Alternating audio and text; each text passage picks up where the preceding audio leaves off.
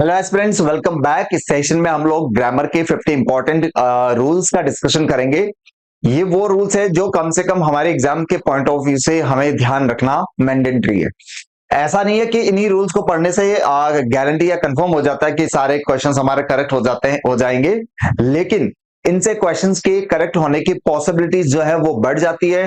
कम से कम यहां पर ये 50 रूल्स तो कम से कम हमें पढ़ने, उनको रिवाइज करना हमारे लिए आवश्यक है। तो चलिए स्टार्ट करते हैं। जो रूल नंबर 1 जो है जिसकी हम लोग बात कर रहे हैं, यह टेंस का एक कॉन्सेप्ट। आपका कोई भी सेंटेंस, अगर वो जो सेंटेंस है उस सेंटेंस में बात permanent action, daily routine, habit, proverb, proverb होता है कोई कहावत, इडियम, साइंटिफिक फैक्ट का सेंस अगर दिया हुआ हो, ऐसे जो सेंटेंसेस रहेंगे वो प्रेजेंट सिंपल में रखे जाते हैं। प्रेजेंट सिंपल, क्योंकि प्रेजेंट सिंपल का जो मीनिंग होता है वो ऐसे सेंटेंसेस की बात करता है जो एक्टिविटी परमानेंट होती है, डेली रूटीन की होती है। और प्रेजेंट सिंपल की बात होती है तो आप लोग जानते हैं कि उसमें हम लोग V1 का या V1 के साथ एस या ईएस का यूज करते हैं। जैसे इसमें कुछ कीवर्ड्स ये आ सकते हैं: always, usually, often, sometimes, never, everyday, daily, on Sundays. इस टाइप के जो कीवर्ड्स है ये भी इंडिकेट करते हैं कि द एक्शन इज रेगुलर। तो यहां पर सेंटेंस आपका प्रेजेंट सिंपल में आ जाता है अगर इसकी बात हो रही है। सेंटेंस दिया हुआ है she is going to school everyday. Everyday से पता चला कि यहां पर टेंस जो प्रेजेंट कॉन्टिन्यूस दिया हुआ है वो इनकरेक्ट होगा, सेंटेंस करेक्ट होगा। She goes to school everyday. She goes to school everyday. Sentence जो है वो कुछ इस तरीके से सही हो जाएगा। मैं बात करूं leaves fall from trees in autumn. पतझड़ के मौसम में पेड़ से पत्तियां टूटकर नीचे गिरती है। तो ये जो एक्टिविटी है, ये एक्टिविटी आप लोग देख रहे हैं कि यहां पर डेली रूटीन की एक्टिविटी है, परमानेंट एक्टिविटी है जो प्रेजेंट सिंपल में रखी जाएगी। बस इतनी सी बात और ध्यान रखनी है आपको कि सब्जेक्ट अगर सिंगुलर है तो इस टेंस में जो वर्ब आएगी उस वर्ब के साथ एस या ईएस आएगा, और सब्जेक्ट अगर आपका प्लूरल है तो इस वर्ब में एस या ईएस नहीं आता है। इसका भी एरर एग्जाम में पूछा जाता है जो आपको ध्यान रखना है। तो रूल नंबर 1 हुआ परमानेंट एक्शन वाले सेंटेंसेस प्रेजेंट सिंपल में रखे जाते हैं। उसके बाद आई है सेंटेंस ऑन गोइंग एक्शन। अगर कोई एक्शन ऑन गोइंग है, ऐसा एक्शन जो कंटिन्यूड है, जो एक्शन आपको फील ये हो रहा है कि एक्शन जब आप बात कर रहे हैं उस मोमेंट पर द एक्शन इज कंटिन्यूड, आपकी आंखों के सामने चल रहा है, एक्शन कंटिन्यू है, ऐसे एक्शन जो है वो प्रेजेंट कॉन्टिन्यूस में रखे जाते हैं। प्रेजेंट कॉन्टिन्यूस में रखे जाते हैं। और प्रेजेंट कॉन्टिन्यूस का मीनिंग आप लोग जानते हैं, is, am, are plus ING. Present continuous का मीनिंग हुआ is am are plus ING.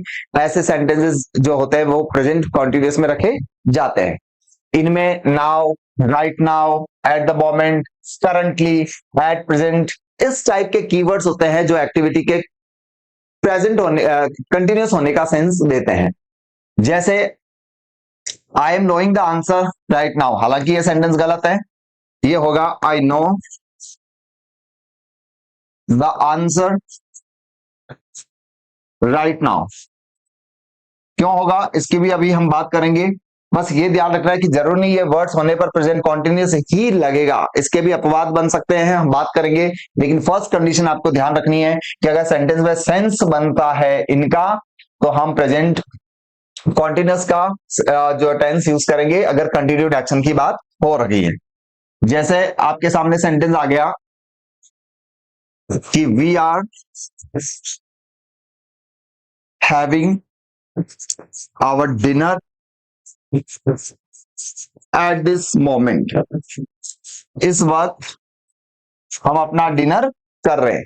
तो ये एट दिस मोमेंट क्या इंडिकेट करता है कि एक्शन जो है वो इस वक्त चल रहा है। तो सेंटेंस का जो टेंस रहेगा वो प्रेजेंट कॉन्टिन्यूस रहेगा। मैं अगर कहूं कि currently I am doing a PhD, इस वक्त करंटली हाल के दिनों में, इन दिनों में मैं पीएचडी कर रहा हूं, तो करंटली इंडिकेट करता है कि your action is on going, आपका कार्य चल रहा है। तो ऐसा सेंटेंस जो होता है वो कंटिन्यूड होता है, जो एक्शन के कंटिन्यू होने का सेंस देता है, सेंटेंस प्रेजेंट कॉन्टिन्यूअस में यूज किया जाता है। ठीक है, उसके बाद हम बात करते हैं रूल नंबर 3 की, सिंस फॉर प्लस टाइम। ध्यान रखना है कि अगर कोई भी सेंटेंस में आपको सिंस और फॉर उसके बाद टाइम मिल रहा है, सिंस फॉर और उसके बाद टाइम एक्सप्रेशन मिलती है, तो सेंटेंस के प्रेजेंट परफेक्ट कॉन्टिन्यूअस के होने के चांसेस सबसे ज्यादा होंगे। देखो ये कोई हार्ड एंड फास्ट रूल्स नहीं है कि यही होंगे, लेकिन जब हम बात कर रहे हैं 50 इंपॉर्टेंट रूल्स, अगर इतना ही होता 50 रूल्स को पढ़ने से पूरी ग्रामर कवर हो जाती तो हमें डिटेल में पढ़ने की जरूरत होती नहीं। इसके एक्सेप्शंस होते हैं जब डिटेल में पढ़ते हैं तब, लेकिन एग्जाम में मोस्ट ऑफ द केसेस में जो क्वेश्चंस आते हैं वो यहाँ से कवर हो जाते हैं। सेंटेंस में आया हुआ है सिंस, सेंटेंस में आया हुआ है फॉर, तो सिंस फॉर प्लस टाइम जो होता है वो प्रेजेंट परफेक्ट कॉन्टिन्यूअस में रखा जाता है। आपको एक सेंटेंस देगा जो प्रेजेंट कॉन्टिन्यूअस में दे देगा, for example we are discussing this matter, we are discussing this matter since morning. हम सुबह से इस मैटर को डिस्कस कर रहे हैं।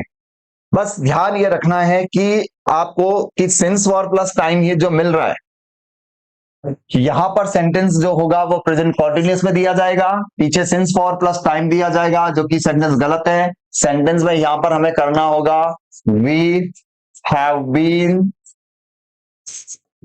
Been discussing this matter since morning. We have been discussing this matter since morning. सुबह से हम इस मैटर का डिस्कशन कर रहे हैं। तो सेंटेंस में सिंस फॉर प्लस टाइम जो है वो most probably sentence present perfect continuous में रहेगा। मैंने कहा शी हैज बीन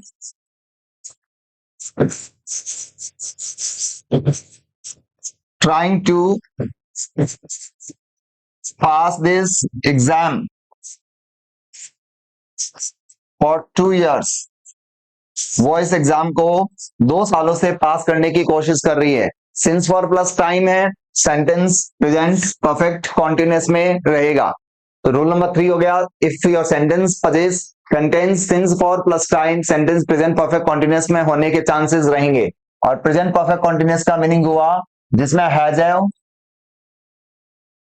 हैव के साथ बीन और उसके साथ आईएनजी, ये टेंस ही स्ट्रक्चर सेंटेंस में रहेगा। ठीक है, आ जाओ। पास्ट स्पेसिफिक टाइम अगर हो सेंटेंस में, पास्ट स्पेसिफिक टाइम हो तो सेंटेंस रहता है past simple.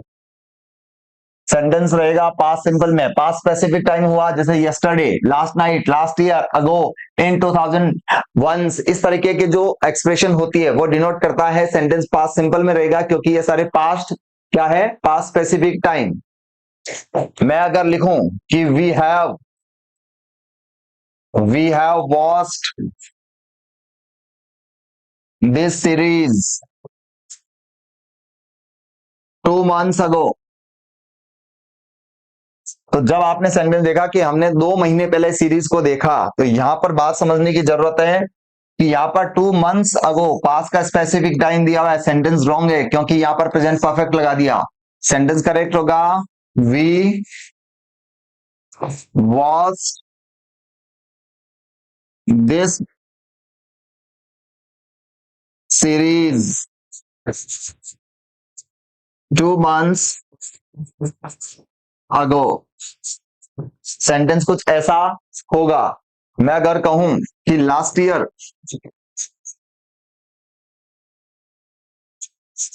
We have travelled Italy, तो अब यहां पर वी हैव ट्रेवल्ड इटली, हम इटली ट्रेवल कर चुके हैं, सेंटेंस सही है। लेकिन लास्ट ईयर आते ही रियलाइज हुआ कि सेंटेंस रहेगा पास्ट सिंपल में, तो ट्रेवल्ड हो जाएगा, वी हैव ट्रेवल्ड नहीं होगा। सही एक्सप्रेशन क्या होगी, ट्रेवल्ड, वी ट्रेवल्ड इटली। ठीक है, तो यहां पर पास्ट स्पेसिफिक टाइम जो होगा उसमें सेंटेंस रहता है पास्ट सिंपल में। उसकी बात करते हैं सेंटेंस में व्हेन, व्हाइल और इसके साथ में देखो while और when के साथ, अगर when और while का जो यूज है, सेंटेंस अगर पास्ट में दिया हुआ है या एट दैट टाइम है, तो सेंटेंस के पास्ट कॉन्टिन्यूस के होने के चांसेस है पूरे पूरे। सेंटेंस, दो सेंटेंस कनेक्टेड है while से, दो सेंटेंस कनेक्टेड है when से, ठीक है, और जिसमें पास्ट टेंस दिया हुआ है, V2 दिया हुआ है, तो सेंटेंस का पास्ट कॉन्टिन्यूस में होने के पूरे पूरे चांसेस हैं। मैंने लिखा my mother was cooking dinner while I was listening to music। मैं गाने सुन रहा था और मेरी मदर खाना बना रही थी। तो यहां पर देखो सेंटेंस पास्ट में है और while से कनेक्टेड है, तो सेंटेंस जो है वो पास्ट कॉन्टिन्यूस में हो गया। She lost her purse when she was traveling। जब वो ट्रैवल कर रही थी, when she was traveling, जब वो ट्रैवल कर रही थी तो उसका पर्स खो गया। तो ऐसा जो सेंटेंस है वो किस में रहेगा, पास्ट कॉन्टिन्यूस में। एट द टाइम, उस समय, past, at the time we were living in Bikaner. उस वक्त हम बीकानेर में रह रहे थे। At that time we were living in Bikaner, उस वक्त हम बीकानेर में रह रहे थे। तो सेंटेंस में देखो व्हेन, व्हाइल, पास्ट टेंस दिया हुआ है, एट दैट टाइम दिया हुआ है, तो सेंटेंस पास्ट कंटिन्यूअस में होने के पूरे पूरे चांसेस है। यहाँ पर when, while plus time past मैंने क्यों लिखा है, क्योंकि व्हेन व्हाइल का यूज पास्ट टेंस में होगा तो पास्ट कंटिन्यूअस के होने के चांसेस पूरे पूरे हैं। तो रूल नंबर 5। रूल नंबर 6 हुआ कि at this time tomorrow, next week at this time और इन द इवनिंग। इस तरह की जो एक्सप्रेशन होती है वो इंडिकेट करता है कि एक्शन जो है वो फ्यूचर में कंटिन्यू रहेगा।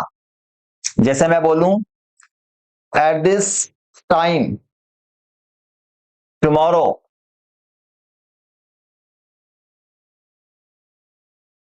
We will be travelling, we will be travelling to Mumbai. कल इस समय, इस वक्त हम मुंबई की तरफ ट्रैवल कर रहे होंगे। तो यह इंडिकेट करता है एक्शन रहेगा फ्यूचर कॉन्टिन्यूस में। फ्यूचर कॉन्टिन्यूस का मीनिंग क्या हुआ, जिसमें हम विल बी प्लस आईएनजी ये वर्ब का यूज करते हैं। वी विल बी या they will B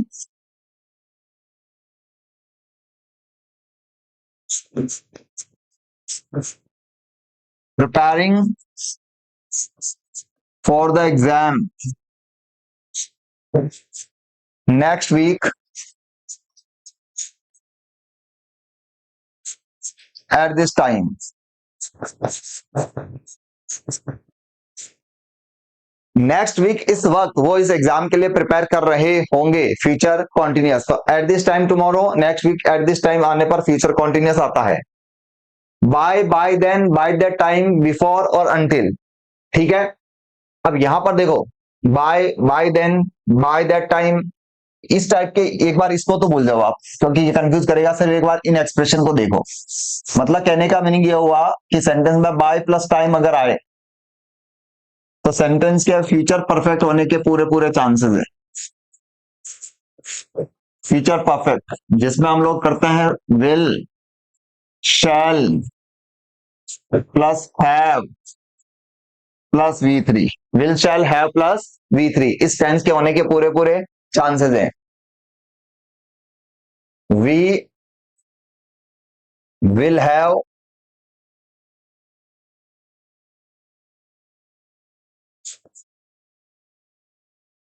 published our another novel by next year। अगले साल तक हमारा दूसरा नॉवल पब्लिश हो चुका होगा। बाय प्लस टाइम आ गया, फ्यूचर टाइम आ गया, future perfect. We will have reached there by then. तब तक हम वहां पर पहुंच चुके होंगे। तब तक हम वहां पहुंच चुके होंगे। बाय देन, तब तक हम वहां पहुंच चुके होंगे। तो यहां पर ये हो गया कि बाय प्लस टाइम आ गया तो future perfect. By plus time indicates that your action, your sentence will be in future perfect. उसके बाद आ जाओ, it is time, it is high time, it is about time. ये एक्सप्रेशन जो होती है इसके बाद जो टेंस आता है वो पास्ट सिंपल में आता है, ठीक है।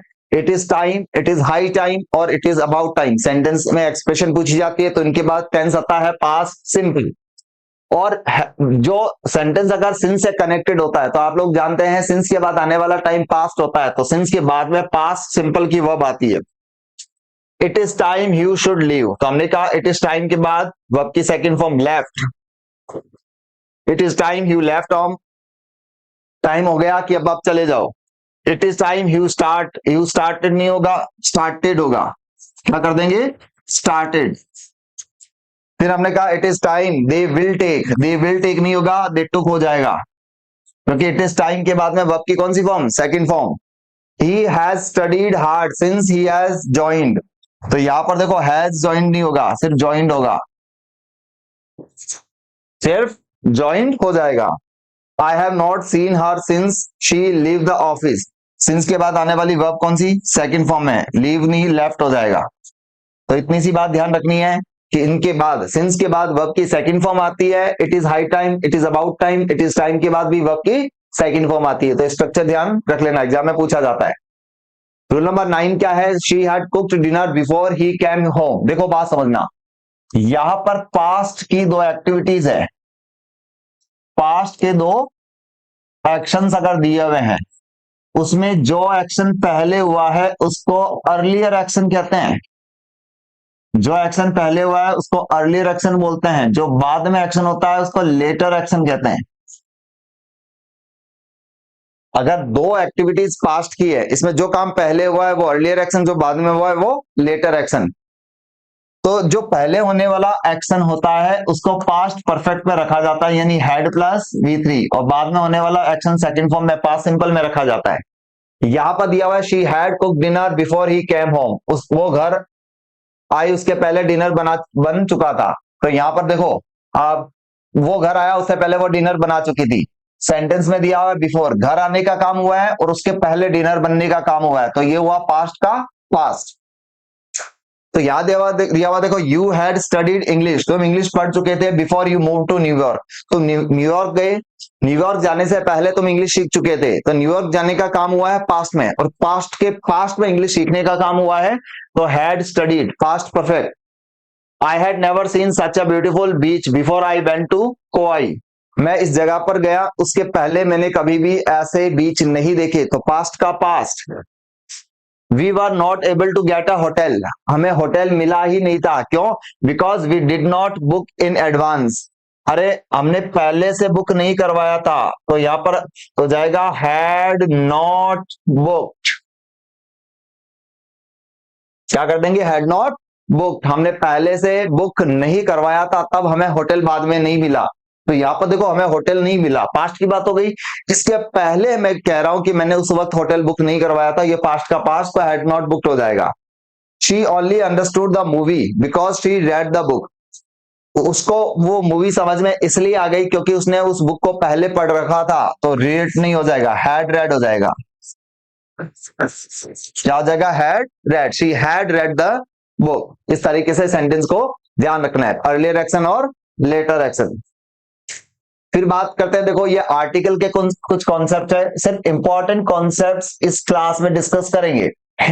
जैसे ए और एन की अगर हम बात करते हैं तो सिंपल सी बात है, आप लोगों को पता होना चाहिए ए और एन का यूज कब करते हैं, जब कोई चीज नॉन स्पेसिफिक हो, ठीक है।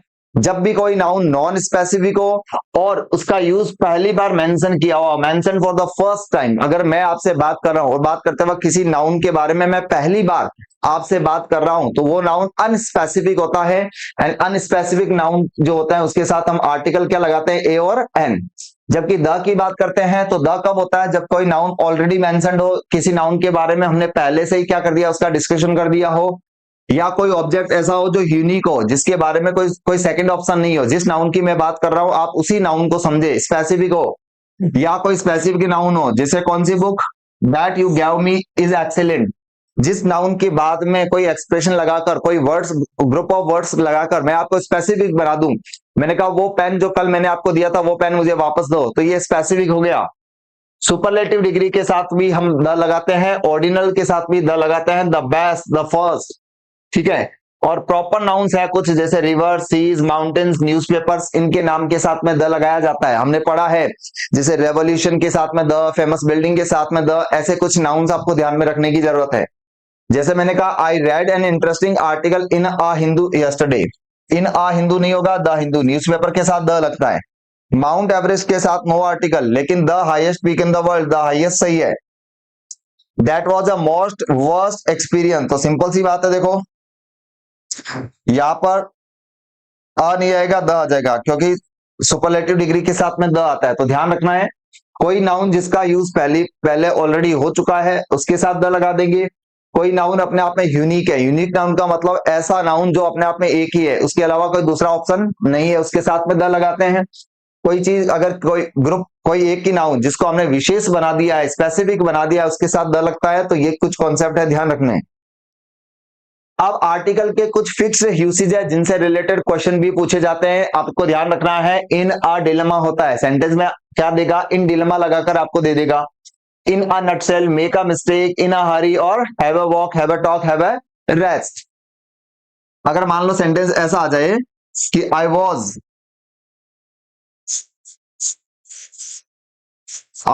टायर्ड, मैं थका हुआ था, so I had rest for a while, ठीक है। अब यहां पर आपको पता है कि हैड रेस्ट, हैव रेस्ट नहीं होता, हैड रेस्ट होता है।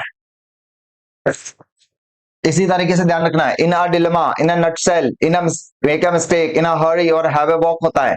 लेकिन ये आपसे ये ज्यादा पूछे जाते हैं। एग्जाम में आपको एक सेंटेंस देगा जिसमें ऑन अ लीव देगा, जो कि गलत है। सही एक्सप्रेशन क्या होती है, on leave, in, on strike, by car, by bus, on foot होता है, इन कैश, मेक हेस्ट, जल्दबाजी में। तो ये एक्सप्रेशन याद रख लेना, इनसे रिलेटेड फिक्स प्रपोजिशन के कॉन्सेप्ट पूछे जाते हैं। फिर बात करते हैं hospital, college, church, school, temple, university. यहां पर इन जो नाउन की बात कर रहे हैं, अगर यहां पर आप उसी पर्पस से जा रहे हो जिसके लिए बना है, उसको प्राइमरी पर्पस कहते हैं। हॉस्पिटल, कॉलेज, चर्च, स्कूल, अगर ये उसी पर्पस से आप वहां जा रहे हो जिसके लिए बने हैं, अगर, तो उसको प्राइमरी पर्पस कहते हैं। और प्राइमरी पर्पस के लिए नो आर्टिकल। स्कूल पढ़ने के लिए बना है तो नो आर्टिकल, पढ़ने के लिए बना है उसी के लिए आप जा रहे हो तो नो आर्टिकल। लेकिन अगर आप किसी दूसरे मकसद से जा रहे हो तो वो सेकेंडरी पर्पस होता है। किसी दूसरे काम से जा रहे हो तो वो क्या बना, सेकेंडरी पर्पस। और सेकेंडरी पर्पस के लिए आर्टिकल क्या लगता है, द। जैसे I went to the hospital to visit my uncle, यहां पर जाने का काम एज ए पेशेंट नहीं है। अगर आप एज ए पेशेंट जा रहे हो तो नो आर्टिकल, लेकिन किसी दूसरे काम से जा रहे हो तो द आर्टिकल। मैंने कहा tourist visited the church to admire the architecture, tourist जो है वो आर्किटेक्चर को एडमायर करने के लिए चर्च गए, आप प्रे करने के लिए नहीं गए तो no article, the article. Pray करने के लिए जा रहे हो तो no article. His brother works in the college as a clerk, वो अगर एज ए स्टूडेंट वहां हो तो द नहीं लगेगा, सेकेंडरी पर्पज है तो द लग गया। जैसे हॉस्पिटल में देखो यहां दिया हुआ है ही इज इन हॉस्पिटल, मतलब वो एडमिट है, बीमार है, इलाज करवाने के लिए, तो ही इज इन हॉस्पिटल। लेकिन I went to the hospital का मीनिंग वो घूमने के लिए वहां गया। शी गोज टू चर्च का मतलब वो प्रे करने के लिए चर्च जाती है। और the tourist saw the church, church को देखने के लिए गया। ही इज एट कॉलेज, वो पढ़ने के पॉइंट ऑफ व्यू से वहां पर कॉलेज में है तो नो आर्टिकल। लेकिन he works at the college as a staff, वो वहां पर काम कर रहा है तो द कॉलेज हो गया। एट स्कूल की बात करते हैं तो एज ए स्टूडेंट हो, लेकिन द स्कूल की बात करते हो तो दूसरा काम हो गया।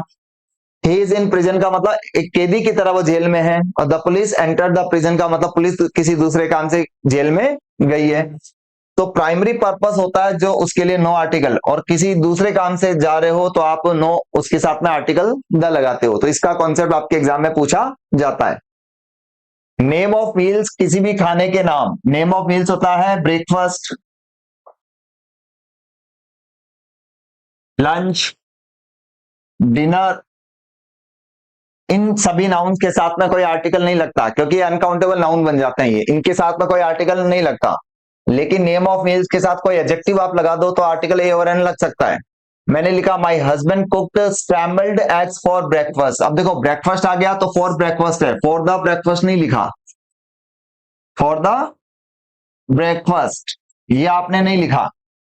लेकिन अगर उसके पहले कोई एडजेक्टिव लगा दो आप तो आर्टिकल ए और एन लग सकता है। ब्रेकफास्ट, लंच, डिनर इनके साथ नो आर्टिकल, लेकिन जैसे ही इनके साथ पहले कोई एडजेक्टिव लगाकर आपने इसको लिख दिया तो आर्टिकल लग जाता है। No article name of subject, किसी भी सब्जेक्ट के नाम के साथ में नो आर्टिकल, जैसे इंग्लिश, हिंदी, संस्कृत, ये जितने भी सब्जेक्ट्स हैं, भाषा, भाषा की भी बात कर सकते हो, लैंग्वेज, इनके साथ में कोई आर्टिकल नहीं लगता है।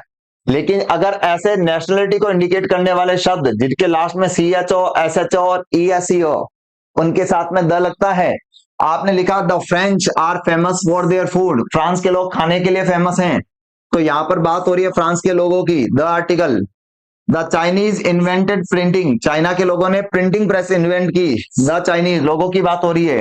लेकिन अगर मैं वही लैंग्वेज की बात करूं, सेंटेंस ऐसा आ गया, Chinese is a difficult language,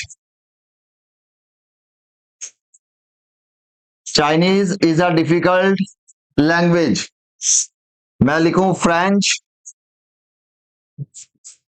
is easy to learn.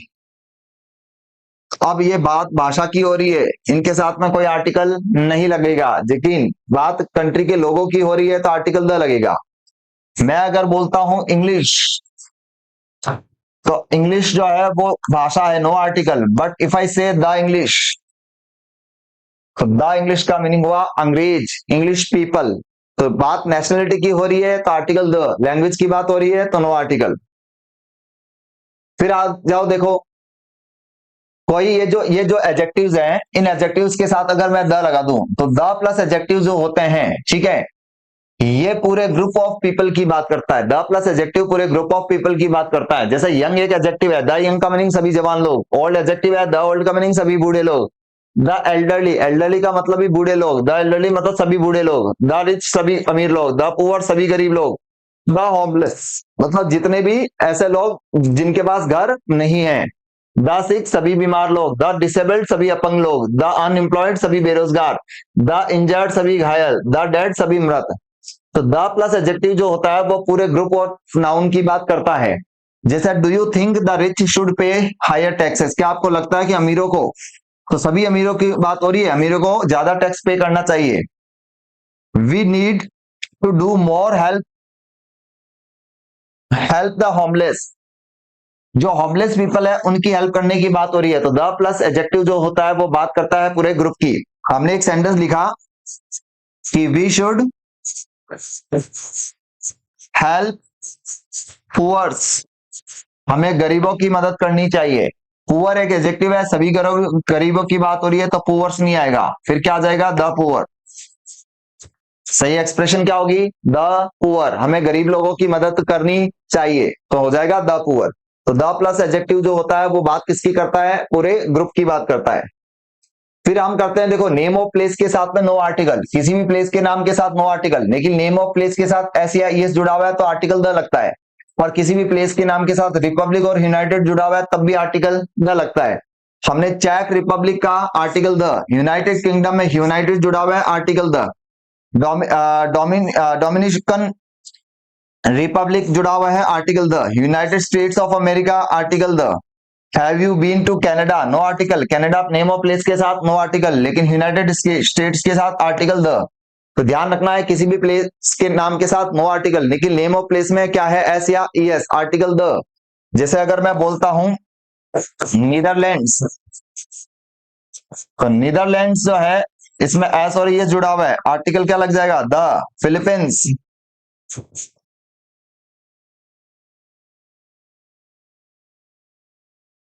Philippines में article the. Andamans, article the. West Indies, article the, क्योंकि इनका नाम क्या आ गया, प्लूरल में, तो ऐसे ही सिचुएशन में आर्टिकल द लगता है। We do not use before article before uncountable nouns, material nouns. Uncountable और मटीरियल नाउन के साथ में कोई आर्टिकल नहीं लगता है, ये थोड़ा सा हमने यहां पर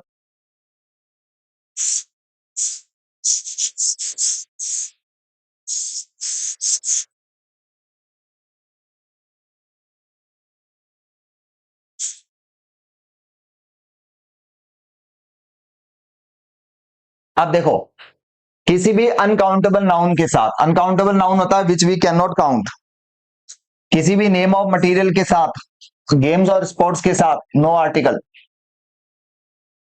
ठीक है। उसके अलावा हमने देखना है कि God, heaven, hell, man, man कब, जब ह्यूमन की बात हो रही हो, नेचर, लाइफ और डेथ, इन वर्ड्स के साथ भी आर्टिकल नहीं आता है।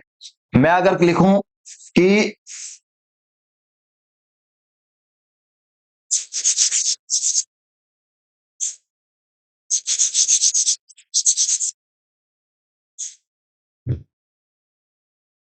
जैसे अगर मैं एक सेंटेंस लिखता हूं कि gold is a precious metal,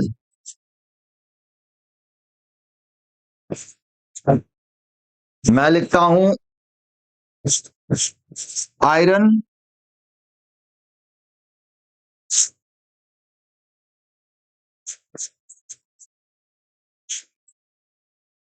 does not float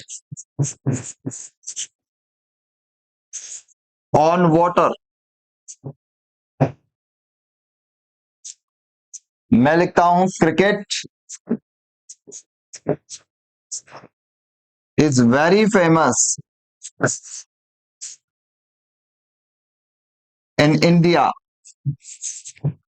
cricket जो है वो भारत में बहुत ज्यादा फेमस है। तो अब यहां पर देखो, ध्यान रखने की क्या जरूरत है कि गोल्ड एक मटेरियल है, नो आर्टिकल, आयरन एक मटेरियल है, नो आर्टिकल, क्रिकेट गेम और स्पोर्ट का नाम है, नो आर्टिकल।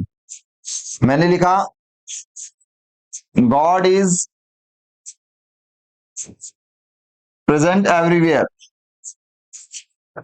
भगवान हर जगह उपस्थित है, तो यहां पर गॉड है, गॉड के साथ में नो आर्टिकल। मैंने सेंटेंस लिखा मैन इज मोर्टल, मनुष्य नश्वर है, man is mortal, no article. तो आपको ये कलेक्शन ऑफ वर्ड्स याद रखने हैं, एग्जाम में इनसे रिलेटेड पूछे जाते हैं, इनके साथ किसी तरह का कोई आर्टिकल यूज नहीं होगा, इन नाउन के साथ कोई आर्टिकल नहीं आएगा, और अनकाउंटेबल मटेरियल नाउन के साथ भी कोई आर्टिकल नहीं आएगा। बात करते हैं, देखो कुछ ये भी चीजें ध्यान रखने की जरूरत है। रूल नंबर 18, ऐसे वर्ड्स जिनके शुरुआत में वाउल साउंड हो, ठीक है, और ऐसे वर्ड जिनके शुरुआत में कॉन्सोनेंट साउंड हो, और उसके बाद में कंडीशन और देखनी है कि वो नाउन अगर काउंटेबल है, वो नाउन अगर सिंगुलर है, और वो नाउन अनस्पेसिफिक है, तो उस कंडीशन में ध्यान रखना वाउल साउंड से स्टार्ट होने वाले वर्ड्स के साथ एन, कॉन्सोनेंट से स्टार्ट होने वाले वर्ड्स के साथ ए। जैसे मैंने बोला he is an FBI agent, तो सिंपल सी बात है, एफबीआई में वाउल साउंड आ रहा है an, HMT vowel sound an, SOS emergency message जो होता है, देखो S O S an, X-ray an, an, an R बोलते हैं हम लोग, एन आर, एन लगा, और ऑनर में भी ओ साउंड, वाउल साउंड है, ये सारे वर्ड्स जिनके साथ में एन लगा हुआ है वाउल साउंड से स्टार्ट हो रहा है, तो आपको ए, ई, आई, ओ और यू ये नहीं देखना, आपको इन वर्ड्स का प्रोनाउंसिएशन देखना है, प्रोनाउंसिएशन से डिसाइड करेंगे।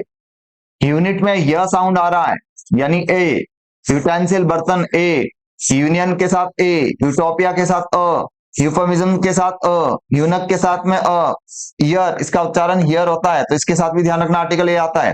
1 रुपी नोट के साथ ए, वन आइड मैन के साथ अ, यानी ये सारे ऐसे नाउन्स हैं जो नाउन्स वाउल साउंड से स्टार्ट हो रहे हैं और ये तीनों कंडीशन अप्लाई हो रही है, तो वाउल साउंड से स्टार्ट होने वाले वर्ड के साथ एन और कॉन्सोनेंट से स्टार्ट होने वाले वर्ड के साथ अ आ जाएगा। दो प्रेपोजिशन के रूल ये भी ध्यान रखना है, इन वर्सेस इनटू, इन वर्सेस इनटू। हमें ध्यान रखना है कि इन जो होता है वो पोजीशन को इंडिकेट करता है,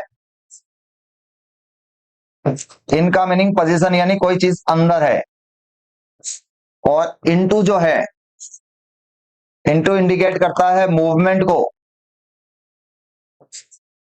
ये बात करता है बाहर से अंदर की तरफ आना। ठीक है, उसी तरीके से देखो बिसाइड जो होता है, बिसाइड का मीनिंग पास में, साइड, और बिसाइड्स, बिसाइड्स का मीनिंग होता है इन एडिशन टू, के अलावा। ठीक है, अगर मैं बोलता हूं all the chairs are in the room, सारी के सारी चेयर्स कहाँ है, रूम में, पोजीशन की बात हो गई। और वही होता ही फेल इनटू द वेल, वो कुएं में गिर गया, तो बाहर से अंदर की तरफ आया, इनटू। बिसाइड की बात करें, ही cam and set beside me, वो आया और मेरे पास बैठा, साइड में, बिसाइड। लेकिन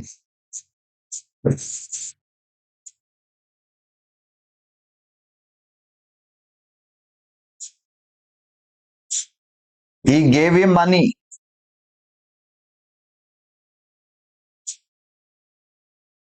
besides giving him some food, besides खाने, कुछ खाने के लिए दिया, इसके साथ साथ उसको पैसे भी दिए, तो besides in addition to, तो ये भी आपको चार प्रपोजिशन ध्यान रखने हैं, इनसे रिलेटेड क्वेश्चन जो है वो पूछा जाता है। नेक्स्ट आ जाओ, write in pen, write with a pen, और एक राइट इन इंक भी होता है। Write with a pen, write in pen, और write in ink. I do not like to write in pen, मैं पेन से लिखना पसंद नहीं करता हूं, मैं कंप्यूटर में टाइप करना पसंद करता हूं, इन पेन। लेकिन आप क्या लगा सकते हो, with a pen. Article a होने पर विद, और आर्टिकल नहीं है तो इन। और उसी तरीके से ध्यान रखना, इंक के लिए आता है in, write in ink, she likes to write in ink, वो इंक से लिखना पसंद करती है। Rule number 20। 21 फिक्स प्रेपोजिशन, देखो 21 हो गया, नो प्रेपोजिशन का कॉन्सेप्ट है। डिस्कस, ऑर्डर, रीच, एंटर और अटेंड, ये ऐसी वर्ब है जिनके साथ कोई प्रेपोजिशन नहीं लगता, तो डिस्कस के साथ अबाउट नहीं आएगा, ऑर्डर के साथ फॉर नहीं आएगा, रीच के साथ एट नहीं आएगा, एंटर के साथ इनटू नहीं आएगा, और अटेंड के साथ टू नहीं आएगा। तो ये फिक्स प्रेपोजिशन के कुछ कॉन्सेप्ट है, ध्यान रखना। इनके अलावा ध्यान रखना है रिजेंबल, रिजेंबल के साथ भी टू लगाकर एरर देता है, तो ध्यान रखना है रिजेंबल के साथ में टू नहीं आएगा, तो ये आपको ध्यान रखना है।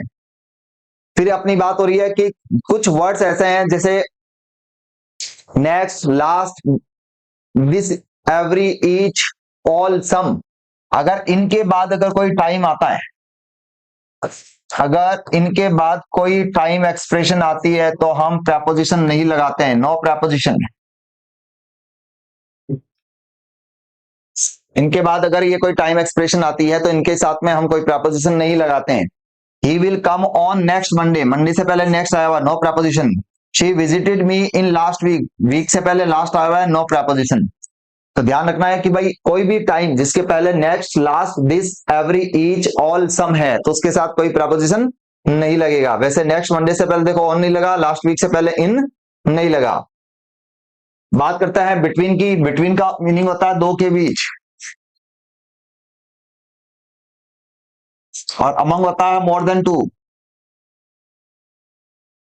एग्जाम में इसका पूछा जाता है। मैंने कहा B comes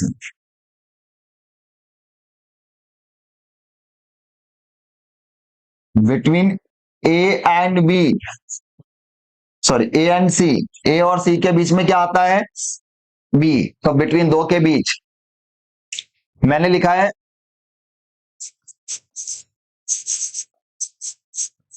he distributed the sweets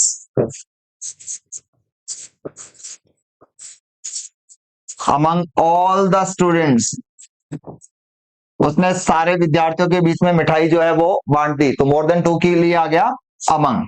लेकिन एक बात ध्यान रखनी है, अगर सेंटेंस ये होता कि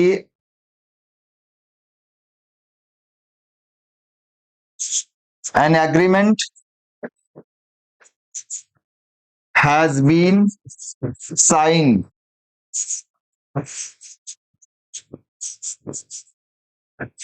between or among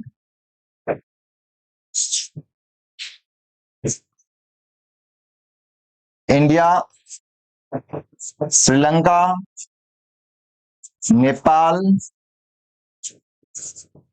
and Bhutan. अब देखो बात ये हुई कि जैसे चार कंट्रीज आई है, इनके बीच में एग्रीमेंट साइन हुआ है, लेकिन एग्रीमेंट से पता चलता है कि बात म्यूचुअल रिलेशन की हो रही है। और दूसरी बात ध्यान रखना, बिटवीन और एंड का पेयर भी बनता है, तो ऐसी सिचुएशन में भी आपको बिटवीन लगाना है। बात मोर देन टू की नहीं हो रही, इनडायरेक्टली मोर देन टू की हो रही है, लेकिन इनडायरेक्टली बात टू की ही की जा रही है, क्योंकि एग्रीमेंट किन्हीं दो के बीच होगा। तो ध्यान रखना, ये भी ध्यान रखना है कि दो के बीच की लिए बिटवीन, दो से ज्यादा के लिए अमंग, लेकिन एंड अगर आ रहा है तो उसके लिए हम क्या लगा देते हैं, बिटवीन। फिर आता है देखो, for is use for price और एक्सचेंज। प्राइस के लिए हम प्रपोजिशन फॉर का यूज करते हैं, बाय का यूज मेजरमेंट के लिए करते हैं। ये प्रपोजिशन के दो कॉन्सेप्ट है, ध्यान रखना है। मैंने कहा he bought this house for rupees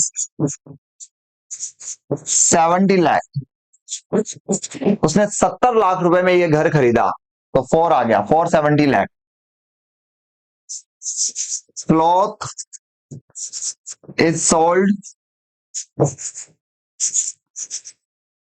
bye the metre, कपड़ा जो है वो मीटर के हिसाब से बेचा जाता है। तो यहां पर देखो मेजरमेंट के लिए क्या लग गया, बाय, और कीमत के लिए क्या लग गया, फॉर। फिर ये कुछ फिक्स प्रपोजिशन के कॉन्सेप्ट है, ध्यान रखने हैं। रूल नंबर 25, अबाउंड के साथ इन आता है। अडियर का मीनिंग किसी चीज से चिपके हुए रहना, अडियर के साथ टू। अडेप्ट का मतलब होता है किसी के अनुकूल बन जाना, अडेप्ट के साथ टू। अवेल किसी चीज का फायदा उठाना, अवेल ऑफ। कन्फाइड ट्रस्ट करना, in. Differ from, deal with. Deal with होता है पर्सन, किसी व्यक्ति से डील करना, डील विद। और डील इन होता है थिंग्स, किसी बिजनेस में डील करना, थिंग्स, डील इन। मुझे लोगों से बर्ताव करना आता है तो डील विद। मैं कंप्यूटर में डील करता हूं तो डील इन। एंग्री एट होता है थिंग, किसी बात पर गुस्सा होना, एंग्री एट। और किसी व्यक्ति से गुस्सा होना, एंग्री विद, ध्यान रखना है। डिस्पेंस का मतलब छुटकारा पाना होता है, डिस्पेंस के साथ आता है विद। डिस्पोज के साथ निस्तारण करना, कोई चीज खराब है उसको जला दिया, गड्ढे में गाड़ दिया, डिस्पोज ऑफ। लिव ऑन और लिव बाय। लिव ऑन होता है क्या खाकर सरवाइव कर रहे हो, और लिव बाय होता है सर्वाइवल के लिए क्या आप अर्न करते हो, प्रोफेशन क्या है। मैं अगर कहूं काउज लिव ऑन ग्रास, घास खाकर जिंदा रहती है तो लिव ऑन, ठीक है। और लिव बाय कब आता है, मैं बोलूं आई लिव बाय टीचिंग, मैं टीचिंग करके अपनी अर्निंग अर्न करता हूं, तो यहां पर हो गया लिव बाय। इनवाइट के साथ टू आता है, कॉन्ग्रेचुलेट के साथ ऑन आता है, कवर के साथ में विद आता है। पॉन्डर का मतलब सोचना, ओवर। हिल्ड का मीनिंग होता है सरेंडर करना, yield to, succumb to, overwhelm with और पेक्यूलियर टू। ये फिक्स प्रेपोजिशन है, इंपॉर्टेंट, ये ध्यान रखना है। इसके अलावा ध्यान रखना है अब्सटेन, किसी चीज से बचना, रिफ्रेन भी किसी चीज से बचना, डीबार एग्जाम से दूर होना, प्रिवेंट सफर, हिंडर रोकना, इन सब के साथ में फ्रॉम आता है। इन सब के साथ preposition from आता है। एरर्स इन डायरेक्ट नरेशन के भी एरर आपसे पूछे जाते हैं। इसमें देखो क्या फंडा ध्यान रखना है। नंबर वन, एक तो आपको ध्यान रखना है कि इसमें इफ और दैट या जो वॉट है एक साथ नहीं आ सकते, एक साथ नहीं आ सकते हैं। क्योंकि होता क्या है, कई बार ऐसे सेंटेंस में एरर पूछ लिए जाते हैं जिसमें इफ भी दे दिया, साथ में दैट भी दे दिया, दैट भी दे दिया, डब्ल्यू एच वर्ड भी दे दिया, तो एक साथ नहीं आ सकते हैं। For example, he asked me that if I knew her name, उसने मुझे पूछा क्या तुम उसका नाम जानते हो क्या। तो अब यहां पर देखो दैट और इफ दोनों एक साथ नहीं आएंगे, दैट नहीं आएगा, बात क्वेश्चन की हो गई, तो इफ आ जाएगा। दूसरा, tense based error, tense based error. अब टेंस बेस्ड एरर में क्या हुआ, एग्जाम में ऐसा सेंटेंस दे दिया जाता है जैसे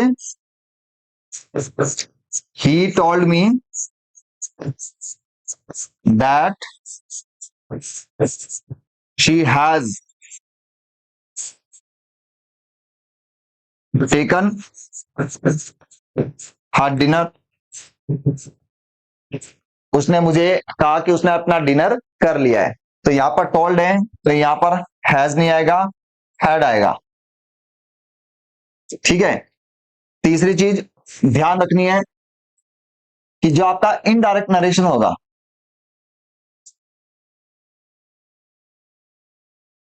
इनडायरेक्ट नरेशन का जो स्ट्रक्चर होगा वो असर्टिव होगा। असर्टिव का मीनिंग सब्जेक्ट प्लस वर्ब। जैसे क्वेश्चन आ गया, he asked me if could I solve that puzzle, उसने मुझे पूछा क्या तुम वो पजल सॉल्व कर सकते हो क्या। सेंटेंस इनडायरेक्ट नरेशन का है, तो यहां पर फिर हेल्पिंग वर्ब इंट्रोगेटिव में सब्जेक्ट से पहले आती है, लेकिन ये इनडायरेक्ट नरेशन में असर्टिव बन जाता है, तो आई कुड होगा, not could I. Interrogative sentence में सब्जेक्ट से पहले हेल्पिंग वर्ब आती है, ये बात ध्यान रखने की होती है। लेकिन जब सेंटेंस को डायरेक्ट से इनडायरेक्ट नरेशन में कन्वर्ट किया जाता है तो इंट्रोगेटिव सेंटेंस भी असर्टिव स्ट्रक्चर में बदल जाता है, यानी हेल्पिंग वर्ब सब्जेक्ट के बाद आती है। तो वैसे तो ये सेंटेंस था कि could I solve this puzzle, ऐसा कुछ होगा, लेकिन हुआ क्या कि सब्जेक्ट से पहले हेल्पिंग वर्ब लगा दी। सेंटेंस इंट्रोगेट इनडायरेक्ट नरेशन है तो हेल्पिंग वर्ब सब्जेक्ट के बाद आएगी। ये तीन कॉन्सेप्ट जो है वो एरर बेस्ड स्ट्रक्चर में पूछे जाते हैं। No change in reported speech, हर जगह रिपोर्टेड स्पीच में टेंस चेंज नहीं होता। अगर आरबी प्रेजेंट में है, आरबी प्रेजेंट में होने पर, और दूसरा जो रिपोर्टेड स्पीच होता है में कोई परमानेंट ट्रूथ हो,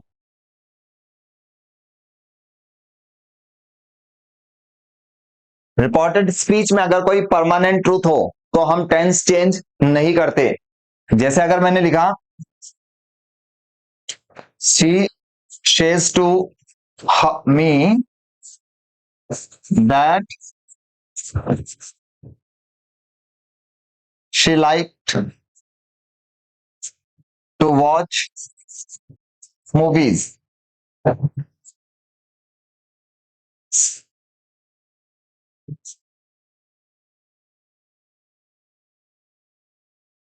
शी सेज टू मी, वो मुझसे क्या कहती है कि उसको मूवीज देखना पसंद है। अरे सेज टू दिया हुआ है, फिर लाइक नहीं होगा, लाइक ही रहेगा। तो एक तो ये टेंस चेंज नहीं करना। दूसरा, the teacher told me that it took to clap, ताली एक हाथ से नहीं बजती है। जब आपने देखा इट टू क्लैप, ताली एक हाथ से नहीं बजती, ये एक ईडीएम है, कहावत है, तो यहां पर टुक नहीं आएगा, प्रेजेंट सिंपल में आएगा, ध्यान रखना। क्योंकि रिपोर्टेड स्पीच में कोई प्रोवर्ब दिया हुआ है तो टेंस चेंज नहीं होगा, और रिपोर्टिंग वर्ब जो है वो प्रेजेंट में है तो भी टेंस चेंज नहीं होगा, इसके भी एरर पूछे जाते हैं। पैसिव की मैं बात करूं तो ध्यान रखने की जरूरत है कि अगर जो वर्ब दे रखी है, और पैसिव वर्ब आपको पता है बी प्लस वी थ्री होती है, तो बी प्लस वी थ्री, इससे पहले अगर सब्जेक्ट दिया हुआ है, डूअर ऑफ द एक्शन है, तो सेंटेंस क्या रहेगा, एक्टिव में। और अगर वर्ब जो है, मतलब बी प्लस वर्ब, ये तो पैसिव में लग जाएगा, और वर्ब से पहले अगर उसका ऑब्जेक्ट दिया हुआ है, सब्जेक्ट, इस बाय प्लस सब्जेक्ट वाला स्ट्रक्चर ये दिया हुआ है, तो सेंटेंस पैसिव में रहेगा।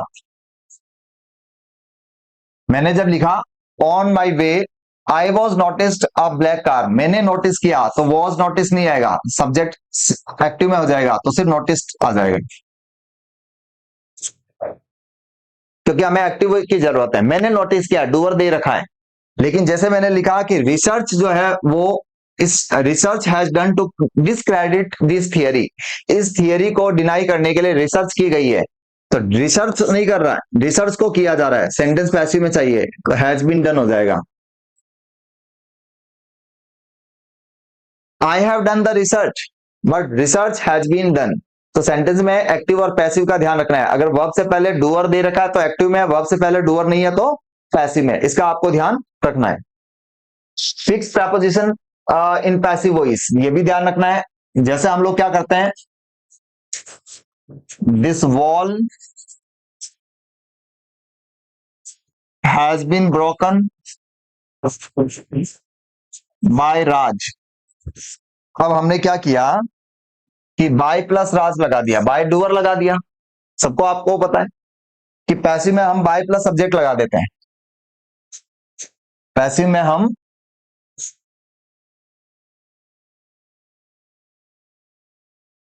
बाय प्लस डूअर का यूज करते हैं, लेकिन कुछ सिचुएशन ऐसी बनती है जहां पर बाय नहीं आता, जैसे मैरी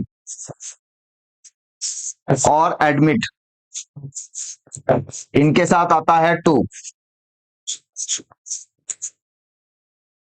एडमिट को एक बार रहने दो, आप नो देख लो,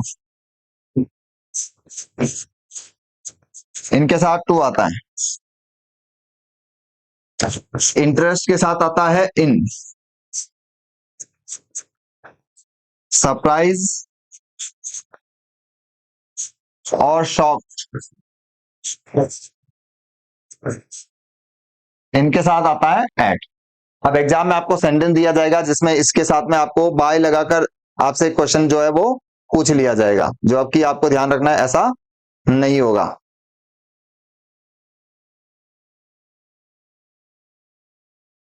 ठीक है, जैसे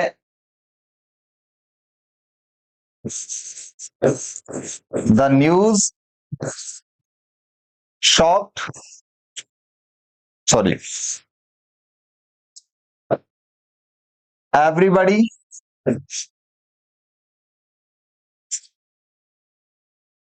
was shocked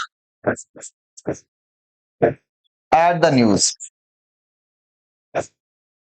everybody was shocked at the news, सारे के सारे लोग उस न्यूज पर शॉक हुए। वैसे बाय लगाकर देता, आपको ध्यान रखना है बाय नहीं आएगा, एट आएगा। तो मैरी और नो, इनका यूज अगर पैसिव में है तो इनके साथ टू आएगा, या बात पैसिव की हो रही है, ध्यान रखना, इनका यूज अगर पैसिव में है तो टू, इंटरेस्ट के साथ इन, सरप्राइज और शॉक के साथ में एट, ये ध्यान रखना है। पैसिव की बात हो रही है, पैसिव में जहां बाय प्लस डूअर लगता है, जैसे एक एग्जांपल और देख लेते हैं।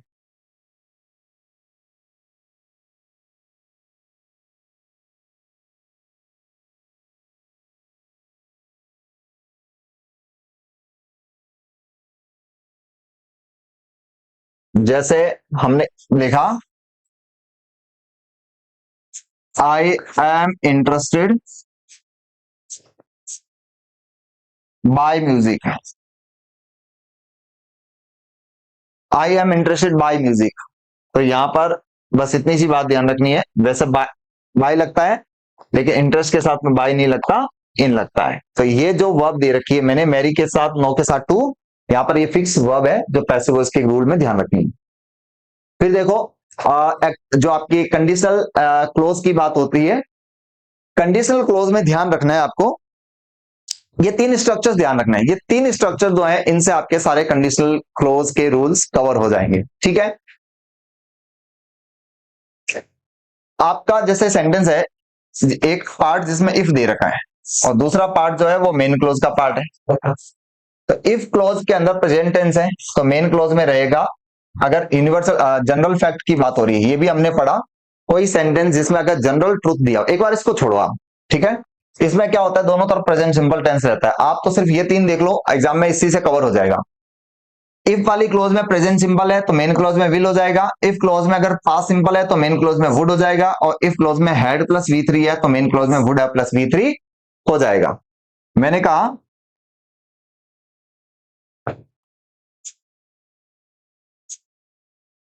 If you study, if you study well, अगर आप अच्छे से पढ़ते हैं, you will secure good marks. अगर आप अच्छे से पढ़ते हैं तो आपको अच्छे मार्क्स मिलेंगे। If you study well first form है तो यहां पर विल आ गया। लेकिन अगर ये ऐसा होता, if you studied well,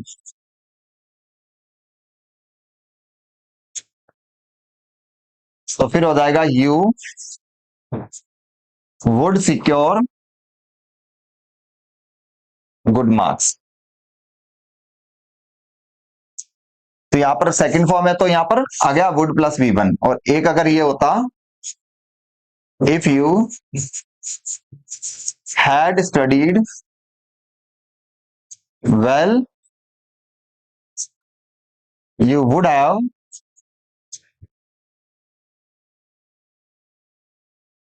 secure good marks. तीन चीजें ध्यान रखनी है कंडीशनल क्लोज के लिए। कंडीशन वाले जो पार्ट जैसे इफ आ रहा है, तो कंडीशनल क्लोज में अगर फर्स्ट फॉर्म है तो मेन क्लोज में विल, कंडीशनल क्लोज में सेकंड फॉर्म है तो मेन क्लोज में वुड, और कंडीशनल क्लोज में अगर हैड प्लस V3 दिया हुआ है तो मेन क्लोज में वुड हैव प्लस V3 आ जाएगा। तो ये देखो, ये रूल्स है। हम बात 50 रूल्स की कर रहे हैं, तो 30 इंपॉर्टेंट रूल्स हमने इस सेशन में किए। इसका पार्ट 2 लेकर आऊंगा जिसमें हम लोग और 20 इंपॉर्टेंट रूल्स की बात करेंगे। तो इससे हमारा जो एग्जाम ऑलमोस्ट जो है वो कवर हो जाएगा। तो मिलते हैं, इस वीडियो को देखो, तब तक इसको आप देखोगे तब तक आपको दूसरा लेक्चर भी, इसका पार्ट 2 भी मिल जाएगा। Thank you.